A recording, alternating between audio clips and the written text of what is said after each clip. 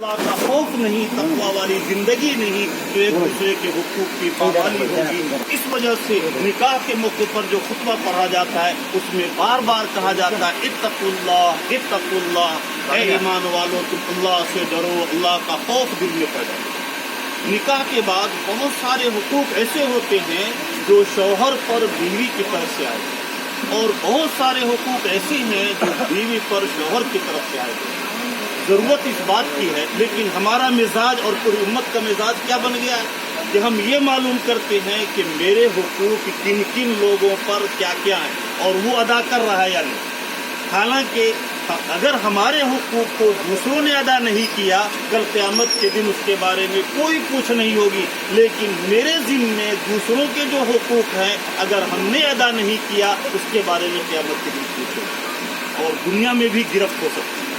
اس وجہ سے ضرورت اس بات کی ہے کہ ہم اور آپ سبھی آدمی اور بڑھا بابو یہ معلوم کریں کہ ہماری طرف ہمارے اوپر دلہن کی طرف سے یا اور دوسروں کے کیا کیا حقوق عائد ہیں، ہم ان کو ادا کرنے کی ضرورت ہے۔ دلہن یہ معلوم کرے کہ شوہر کو اور شوہر کے گھر والوں کے ہمارے اوپر کیا حقوق ہیں، ہم ان کو ادا کرنے کی فکر کریں۔ غرض ہے کہ پوری امت اگر یہ مزاج بنا لے تو پھر یہ سارا جھگڑا ختم ہو۔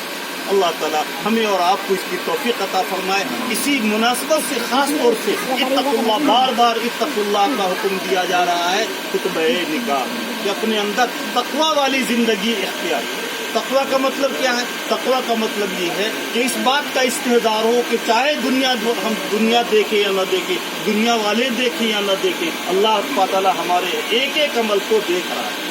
کل قیامت کے دن ان کے یہاں ایک ایک عمل کا حساب و کتاب دینا پڑتا ہے۔ تو اس بات کا استحضار ہمارے اندر اگر ہو جائے تو اس طور پر جو زندگی گزرے گی ہر ایک کے حقوق کی ادائیگی کے ساتھ گزرے گی۔ اس وجہ سے خاص طور سے تقویٰ پر دیکھیے، یہ نکاح کے بعد انسان ایک نئی زندگی میں داخل ہوتا ہے۔ اس زندگی میں داخل ہونے کے بعد بہت سارے مراحل آتے ہیں۔ ان مراحل میں انسان کو صبر و تحمل سے اور صبر و ضبط سے کام لینا پڑتا ہے۔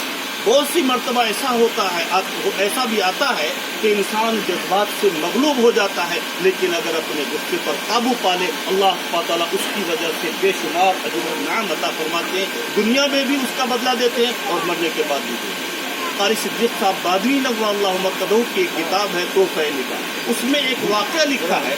شیخ ابو الحسن خرقانی علیہ الرحمۃ بہت بڑے بزرگ تھے، ان کے ہزاروں لاکھوں بلکہ مریدین تھے، بہت بڑے بزرگ۔ ایک مرتبہ ان کے مریدین میں سے ایک کے دل میں اپنے شیخ سے ملاقات کی تمنا ہوئی اور شیخ کے گھر پہنچ گئے۔ اتفاق سے شیخ گھر نہیں تھے، جنگل میں لکڑیاں کاٹنے کے لیے گئے۔ چنانچہ پوچھا، پیرانی صاحبہ کے پاس گئے، پوچھا کہ حضرت کہاں ہے؟ انہوں نے گالیاں دینا شروع کیا، یہ ایسا ہے ویسا ہے، تم اس کو حضرت کہتے ہو، اس طریقے سے برا بھلا کہنا شروع کر دیا۔ اور یاد رکھیے، اگر کسی کی بزرگی کا قائل اگر اس کی بیوی ہو گئی، سمجھیے کہ وہ اپنے وقت کا بہت بڑا ولی ہے۔ اس وجہ سے کہ بیوی جلدی بزرگی کا قائل نہیں ہوتی۔